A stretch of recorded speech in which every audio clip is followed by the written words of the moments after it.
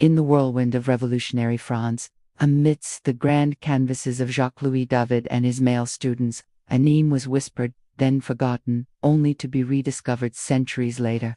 This is the story of Constance-Marie Charpentier, a woman who painted not just with oil and pigment, but with raw emotion and a quiet strength that defied her era. Imagine a young girl, born in Paris in 1767, not into aristocracy, but into a world of bustling commerce. Her family, far from the gilded salons, provided her first taste of art. It was in this humble setting that the seeds of a remarkable talent were sown. While girls were expected to master domestic arts, Constance-Marie was mastering the language of the brush, learning the craft not in a formal academy, which barred women, but through the invaluable apprenticeship of family and private tutors.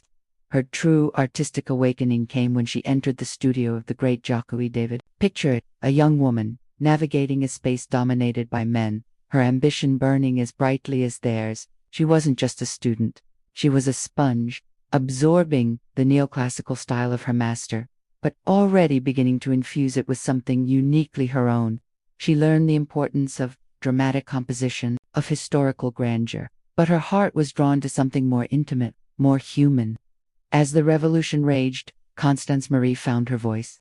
In 1795, she burst onto the Paris salon scene. Her work was immediately noticed. Critics praised her skillful use of light and shadow, her ability to capture the subtle complexities of the human spirit. She received medals and accolades, a rare feat for a woman in the fiercely competitive Parisian art world. She wasn't just painting for a hobby. This was her career, her path to independence. She received commissions, her paintings gracing the walls of discerning collectors who recognized her genius. Her style was a beautiful paradox. Rooted in the disciplined lines of neoclassicism, it blossomed with a proud romantic sensitivity. Look at her paintings, and you'll see it. She specialized in portraits and genre scenes, everyday moments imbued with profound feeling. Her subjects weren't just figures on a canvas. They were souls. She had an extraordinary ability to paint melancholy, contemplation, and quiet joy. Her brushwork was delicate yet confident, and her use of chiaroscuro, the dramatic play of light and dark, was masterful, sculpting her figures from the shadows and highlighting the emotional core of each scene. One of her most famous, and for a long time misattributed, works is Melancholy. A young woman sits in solitude, her posture conveying a world of sorrow and introspection. The light falls gently on her, a single, poignant beacon in the gloom. For over a century, this masterpiece was credited to her mentor, David. It was his name that drew the crowds, his fame that overshadowed her contribution. This misattribution became a recurring theme, a symbol of how easily women's achievements could be erased from history. Life for a female artist was a constant battle. While we know little about her private life, we know she married, had children, and juggled the immense pressures of family with the demands of her career. In an age where a woman's finances were controlled by her husband, Charpentier strived for financial autonomy through her art. Every commission, every sale was a step towards self-reliance, a testament to her determination to forge her own path.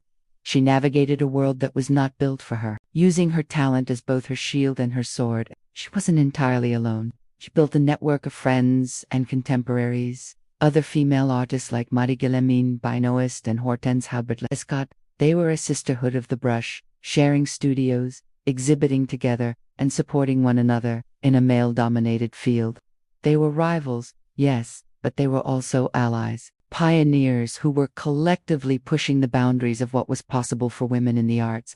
As the years passed and artistic taste shifted, Constance-Marie's star began to fade.